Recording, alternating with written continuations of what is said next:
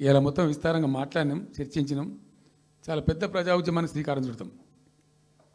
Compulsory Palamuru, Rangareddy, Nalgonda జిల్లాలలో గ్రామ గ్రామాన దానికి పోస్టర్ డిజైన్ అవుతుంది, కరపత్రం డిజైన్ అవుతుంది.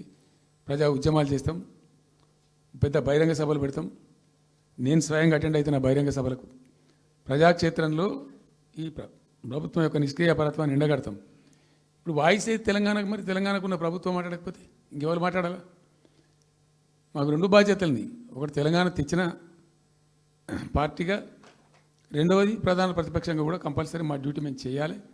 అందుకోసం గాను వీళ్ళు ఏదో తమాషకు మేము అదోటి ఇదోటి అడ్డం పొడుగు మాట్లాడి, కిరికిరి మాటలు మాట్లాడి, ఈ కారు కూతలు కూసి ఏదో చేస్తామనుకుంటే నడవదిగా.